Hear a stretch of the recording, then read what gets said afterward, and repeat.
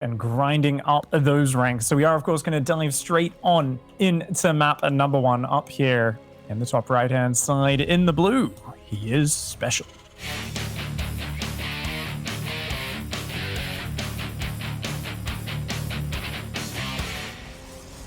Coolest name in the whole of esports. In the bottom left-hand side, it is Astrea. Playing for Alpha X. The one and only Max Angel. He's really starting to turn heads at the moment. But of course, there is so many different iterations of any single StarCraft game. So many different possibilities. And over the years, you build up that experience. You build up, the ability to roll with the punches in these situations. I remember for years, SpeCial always getting so close to making it out of his WCS America groups back in the day and not quite being able to do it in the final series so many times. But since those days, we've seen SpeCial become one of the absolute best Terran players in the international scene. He's so much more consistent, and I feel like he's just got a bit more grit, the ability to kind of come back when things aren't always going his way in a match.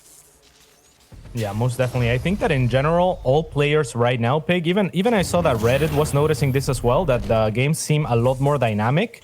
I think that right now, more than ever before, or maybe comparative, or it could be compared to the very start, where players were very adventurous and creative and played a lot of mind games, and that seemed to matter a lot. For a while, I think that we were seeing more and more standard games, but right now, in general, there's so many more mind games, and I think that all players are evolving to kind of, tether that more into their play styles as well.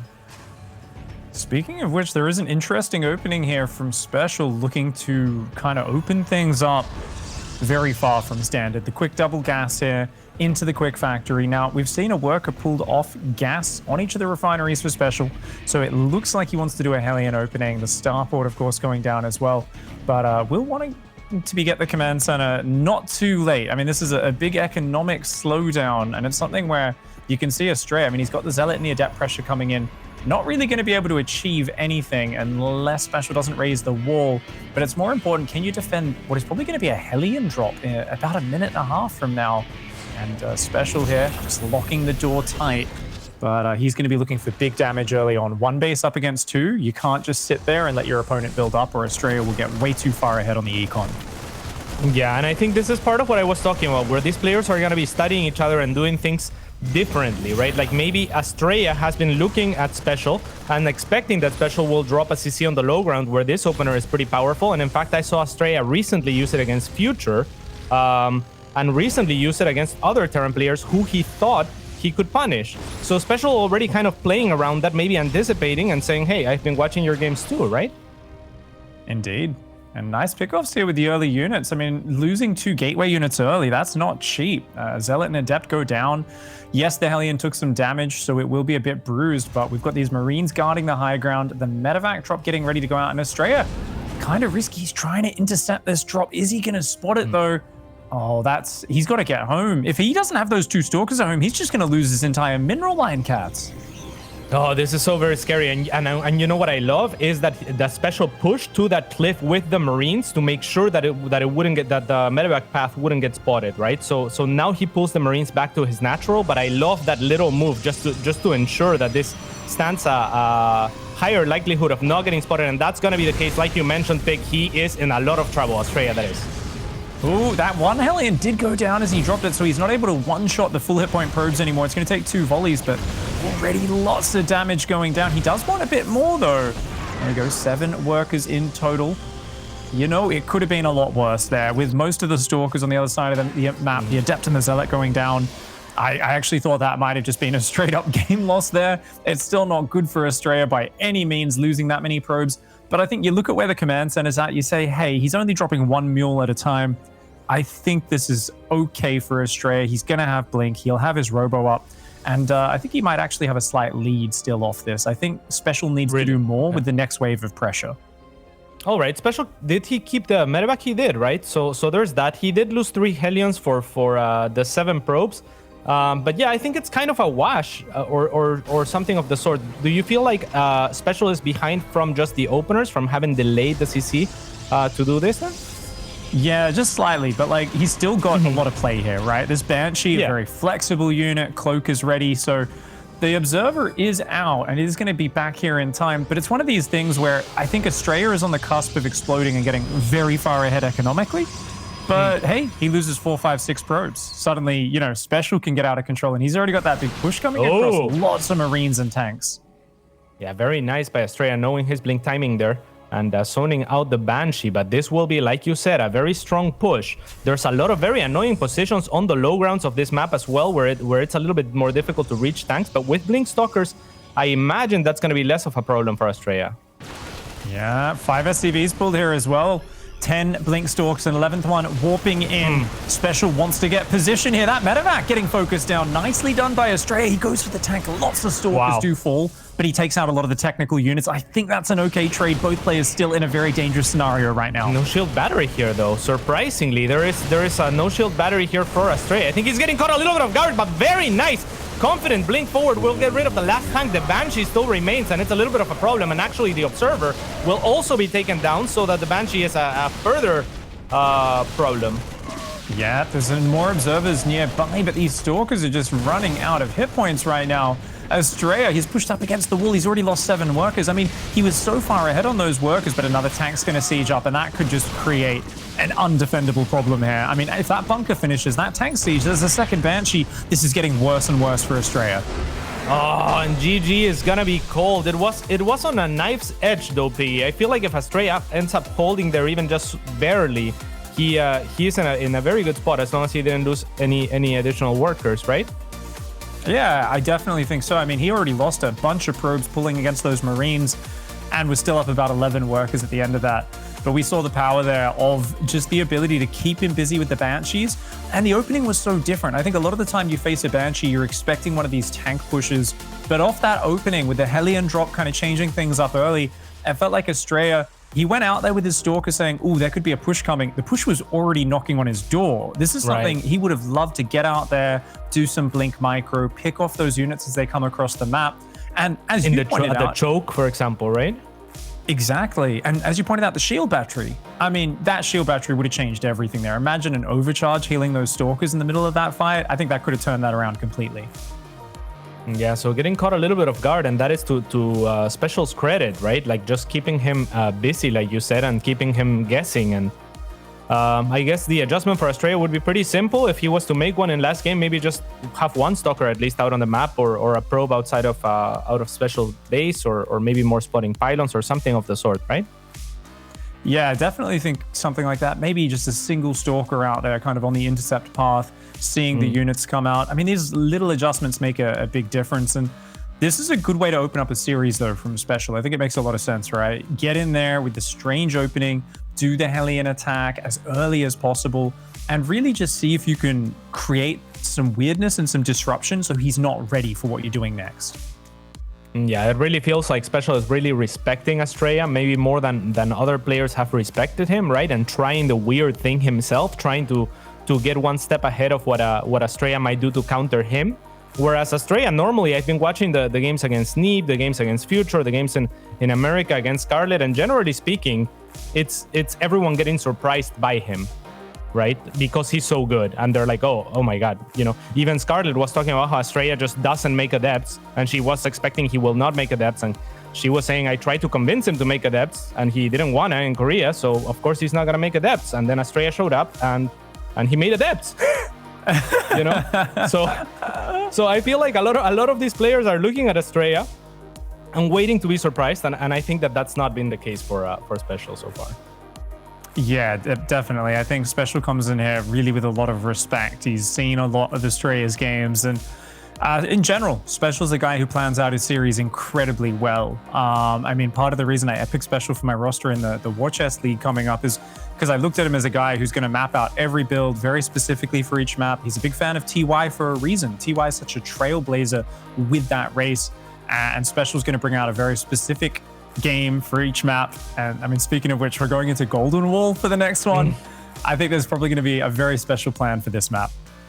Yeah, absolutely. But I expect the more creative player in Astrea will actually persevere here if there's a map that he's going to take, because this is a really, really cool map. Yeah, we've seen some awesome games on it throughout the past few months. And I mean, a lot of people have been talking about how I think we're honing in on the types of weird that we really enjoy here on the map pool in StarCraft 2 Legacy of the Void. Well, let's get into it. He's got to win the next 2 maps in a row to keep his chances alive in this group. Over on the left-hand side, in the red, representing Alpha X, it's Astrea.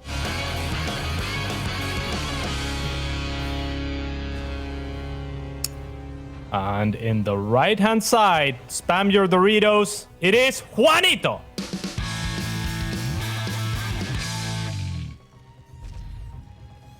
Opening up with some aggressive plays to start out. That's a really close barracks to the natural.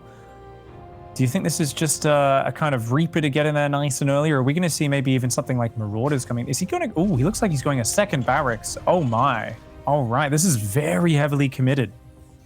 Yeah, I suppose so. I've seen a lot of the one racks Reaper openings, but Protoss players seem to be able to account for that with just making the extra Zealot and then the Adept, and they don't take much damage. So like you said, this is a further commitment. Is it still going to be Reapers? I imagine so.